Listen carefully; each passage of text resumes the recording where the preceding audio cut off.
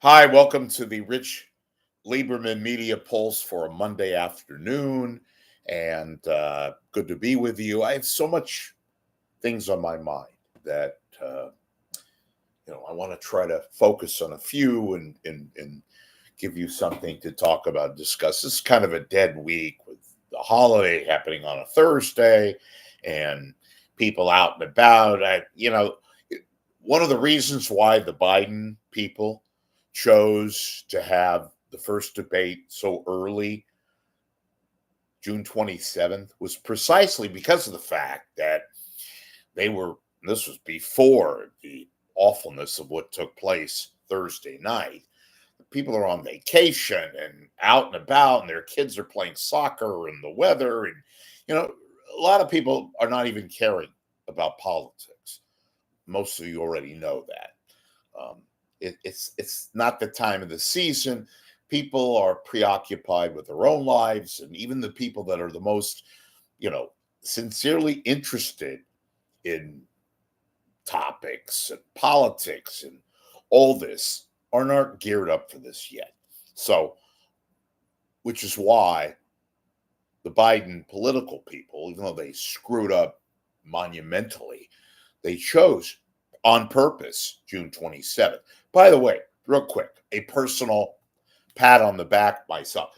I talked about this on last Friday. I said, if I'm the Biden people, I get them out like on 60 Minutes, put them in a one-on-one interview, demonstrate to them, not only the interviewer, but the people, that he's fit, he's strong enough, and he had a bad night.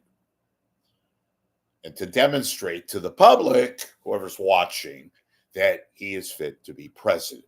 Well, lo and behold, I'm watching all the channels today: CNN, Fox News, MSNBC, Bloomberg.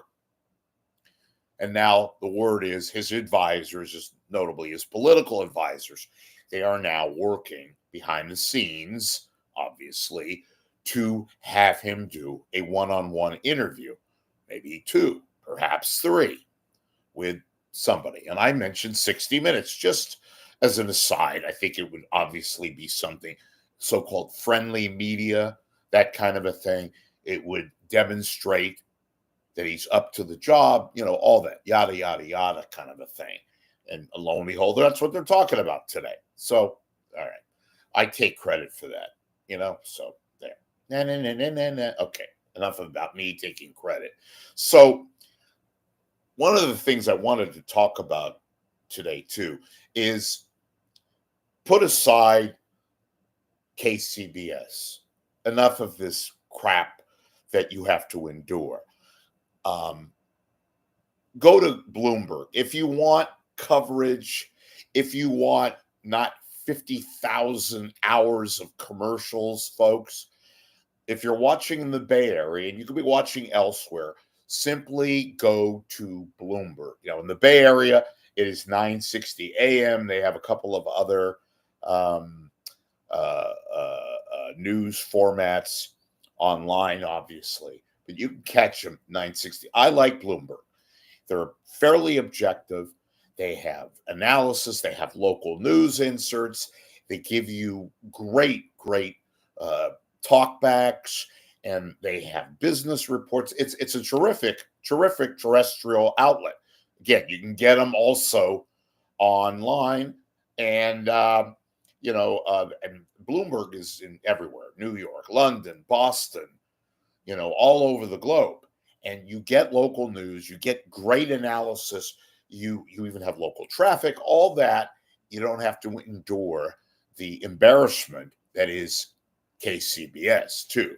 So I'm looking back here, and I didn't even announce it, but Biden will be speaking, not in the manner in which I would prefer, but he's going to talk about this big Supreme Court decision on Monday regarding the Trump immunity matters, and it was a victory, if you will, for Trump, and basically a thumbs up for presidential immunity power. So I'm giving you a kind of a broad stroke, but you know what I mean. So, and by the way, just I've talked about this before. I watch all the channels. I watch CNN. I watch Fox because Fox on their news side, they're solid. They really are pretty good. In fact, I'd also mention this. It was Fox that called the 2020 election for Biden, just so you know that. Most of you do, some of you do not. Their news side is pretty good, first rate. I like Brett Baer. Used to like Chris Wallace. He's now on CNN in a more of a limited role, but in any event, they do a good job. MSNBC, they're just too predictable for me. I think Rebecca. I think what have I got? Did I lose it? Rachel Maddow from Castro Valley, California, I think is vastly overrated. She's so predictable too. But some of the people on MSNBC I like. I like Nicole Wallace. I like the guy in the morning, even though he's a little bit too bombastic. I'm talking about Scarborough. Interesting show, but I watch it. So I watch all these channels. I try to get opposing viewpoints. And this is going to lead me into my radio barrage here, or lack of in the Bay Area case. I try to get different opinions. In fact, I want to know right away. I go to Fox to get that. And I differentiate Fox, their commentators, and their news people. It's a big, vastly different set of opinions. So just so I can set the record straight on that. And CNN, I've mentioned this before too. Breaking stories and, all these horrible shootings that we've had over the years, mass shootings. CNN is really good because they have instantaneous coverage, whether it's on the weekend, whether it's the weekday. Their political analysis, I've kind of gone away from, folks, because they're also very, very, very predictable. We're getting set for the Biden press conference. So I just wanted to plug Bloomberg and also let you know that once again, I'll repeat this.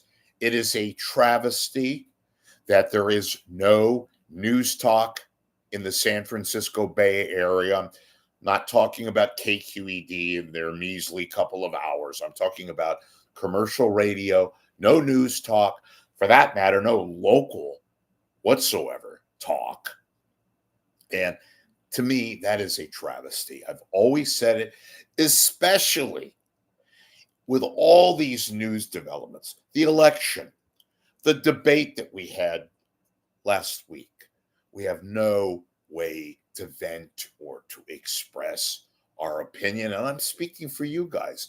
I know a lot of you people watch that debate, have taken heart of all these Supreme Court decisions and all the news. I haven't even touched on the fact of local news, even though that's somewhat insignificant in trivia compared to all these national news stories. Again, Supreme Court decisions. We have an ongoing election, perhaps one of the most important elections. We said this last time. We really mean it this time.